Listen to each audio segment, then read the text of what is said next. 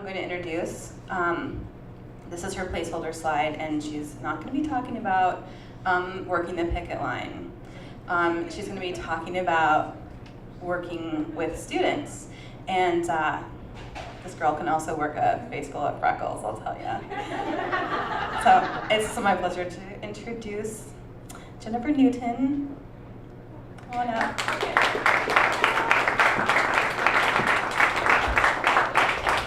Ooh, microphone. No, I'm good. No music today. Hello, everybody. Oh, crap. Yeah. Do you remember that one teacher? There must have been one teacher in your life who made the difference. Everyone has one where you're like, oh yeah, Miss Blah Blah. Hopefully, and there's a couple of my colleagues here, we hope to be Miss or Mr. Blah Blah. You know, that's why people like me get into this. What the hell did she do? Or what the hell did he do? Did they tear your work to pieces, make your papers bleed, stay after school, take after-hour phone calls so that some kid gets into Stanford trying to get a phone number to another person, to a colleague's, because they need to get a hold of Mr. Takeyoshi, who is not this, because that's a robot. Mr. Takeyoshi's not a robot. He's that guy over there.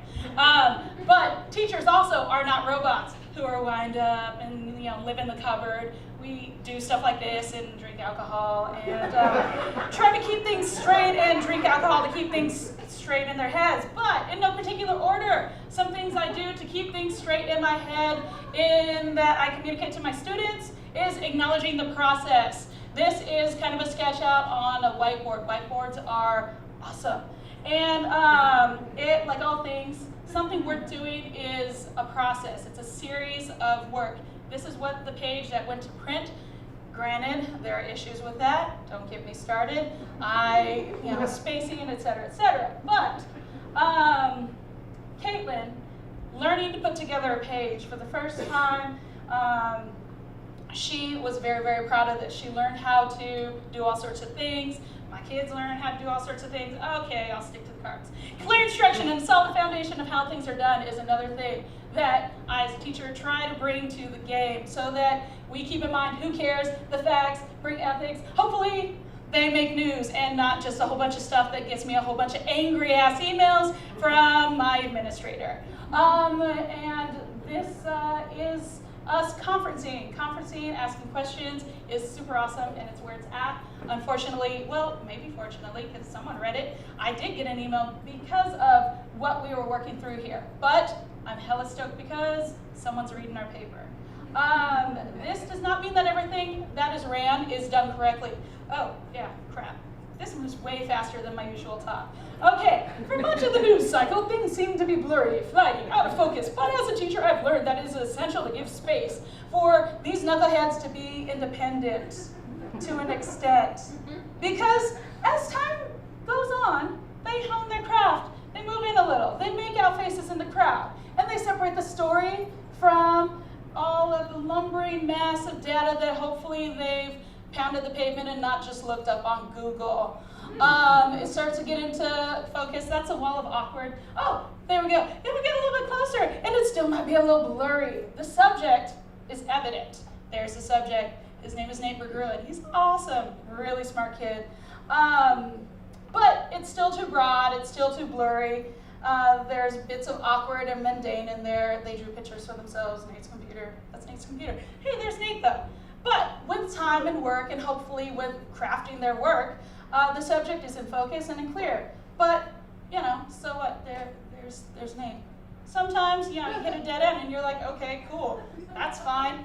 And then it kind of goes nowhere. But you put a camera in the hands. Oh, you get a little bit closer, though. Sorry, I forgot. There's another slide there. There's this one guy who took pictures. His name was Frank Kappa. And if nothing else, if your picture is not good enough, you're not close enough. But then you give a camera to a kid who likes to go by the name of Tot, and you might get something like that. That's Tot. That kid is hilarious. He cracked his ribs the other day because he decided to go snowboarding, and he comes in and he's like, my ribs. I'm like, what's going on, Tot? Because he's usually moving around and dancing and being very, very excited about things. But yeah, then he does that. However, it's kind of crazy, and sometimes you find yourself asking Morrissey for advice.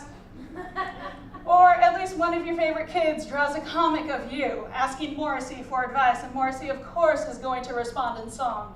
And yes, teachers do have favorites, and no, they will never tell you until you graduate. And then they'll say, yeah, I kind of liked you. You may feel like this.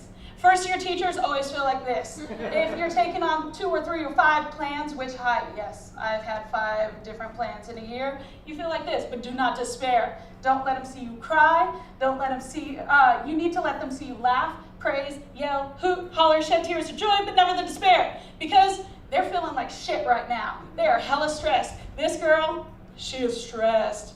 Probably about an hour later, she was on the floor like, I just want to go home. I'm like, no, we're not done here yet. But you got to be there for them. You have to be flexible. You have to expect from them. And sometimes you have to bring out what Todd has called the Blair Witch Project, which I'm just like, he's like, oh, dang, I'm in trouble. I'm like, no, that's kind of witty. But you have the teacher voice. You have the teacher stare. They feel like crap for a minute because they want to do right. And they want to impress you, and they want to make you smile. But you have to keep your humor about you.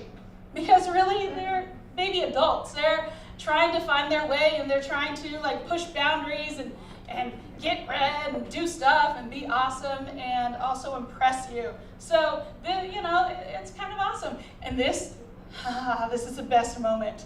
This right here, it means it's almost a PDF. That means that we're almost done and we get to send our paper off to the printer and then hopefully get a bunch of pissed off emails because someone read our newspaper and, we did work and it was awesome.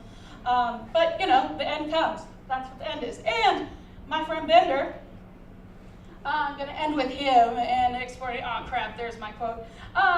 When you do things right, people won't be sure that you've done anything at all.